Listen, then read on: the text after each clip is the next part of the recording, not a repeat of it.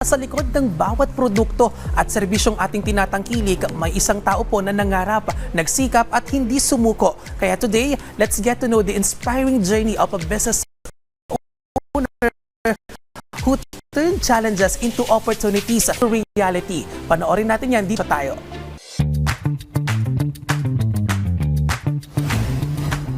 Nag-start po si Coffee Break Ma'am noong 2024 sa Ugbo po, December, sa may barangay po ng Batasan Hills. Tapos nag-isip po kami ng ibebenta namin doon. One time po, nakita ko yung Croffles na parang unique pastries na yon. So, kailangan mo lang siyang gawan siya ng mga topping sa ibabaw. Sabi ko doon sa kanya, sa asawa ko po, na itry natin na mag-open doon sa Ugbo. Doon tayo mag-umpisa. Nag-start po kami doon and nakita po namin yung flow nung sa Ugbo. Goods naman po, nakabawi po kami agad sa Ugbo. Dahil sa kaming dalawa, mahilig talaga sa kape. Tapos iniisip din namin ano ba yung mga patok na negosyo. Hanggang sa ngayon nga. Ako, akong call center agent. Tapos sabi ko, parang hindi ako tumatagal sa sa work. Sabi ko, ganun. So sabi ko, parang hinahanap ko po yung hawak ko yung oras kasi may mga kids na din po kami. So gusto ko po yung flexible yung time ko. Pagka kailangan nila ako, andun ako. Ang una-una po namin live selling po kami sa Ukay-Ukay. Tapos hanggang nagkaroon ng water station, yun po ay business namin na hindi kami talagang, kumbaga hindi kami nag-focus doon. Nagtinda kami ng lugaw diyan sa Commonwealth.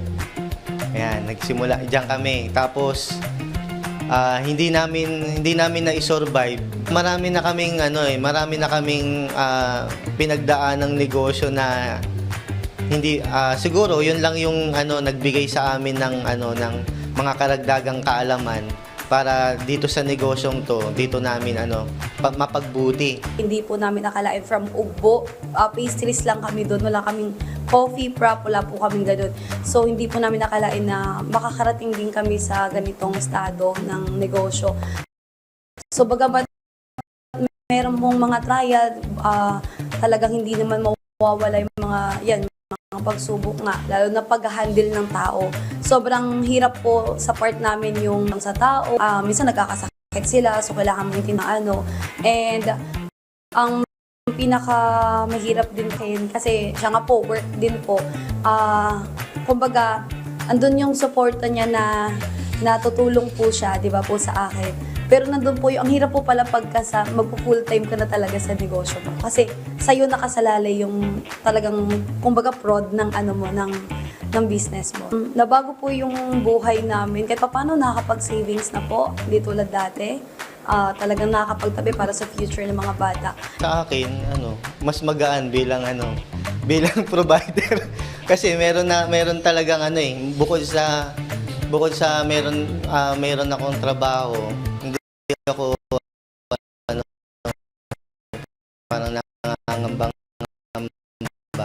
dahil may buwanan na iba. So, Gusto ko talaga, yung health mo talagang kumbaga matatag, strong ka talaga. Kasi hindi siya madali pasukin.